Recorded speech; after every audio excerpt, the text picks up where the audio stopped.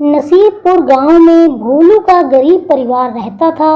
एक समय ऐसा आया जब भोलू लंबे समय से बीमार चल रहा था। भोलू की बीमारी पर बहुत खर्च होता था। उनके पास अब इलाज के पैसे भी नहीं बचे थे। इसी वजह से उसकी पत्नी हवेली में नौकरानी का काम करने लगी। एक दिन मालकिन देखती है कि रसोई में पुराने प्याज और गोभी रखी थी। मीना, रसोई में पुराने प्याज सड़ रहे हैं। तुम आज जाते समय इन्हें ले जाना और बाहर कूड़े में फेंक देना। इन्हें खाकर तो हम बीमार हो जाएंगे।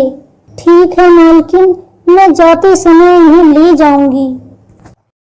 मीना जल्दी से सारा काम खत्म कर लेती है और उन प्याज और गोभी को लेकर घर की तरफ चली जाती है।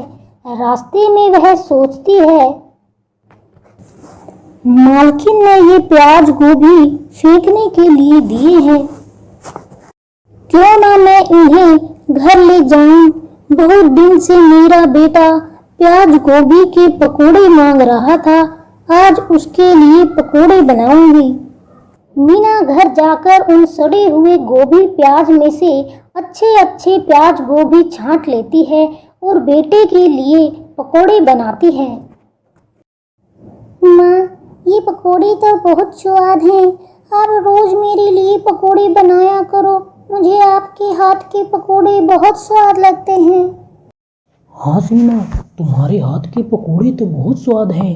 तुम क्यों ना पकोड़े बनाकर बेचना शुरू कर दो, बहुत कमाई होगी। मीना को पति का यह मजाक सही लगता है और उसने धीरे धीरे रोज थोड़े थोड़े पकोड़े बनाने शुरू किए और गांव में जाकर बेचने लगी।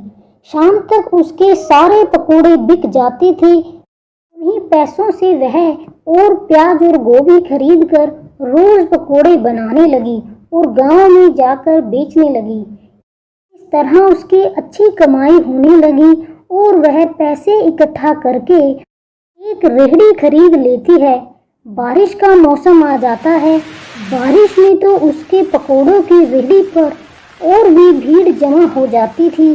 पकोड़े कम पड़ जाते थे पर लोग खरीदना बंद नहीं करते थे। धीरे धीरे उसका व्यापार बढ़ने लगा। फिर वह अपने पति का अच्छे हॉस्पिटल में इलाज कराती है और फिर उन लोगों ने एक दुकान खरीद ली और दोनों पति पत्नी मिलकर पकोड़े बेचने लगे। उनकी अच्छी कमाई होने लगी। इस तरह वे अपना जीवन अच्छे से बिताने लगे।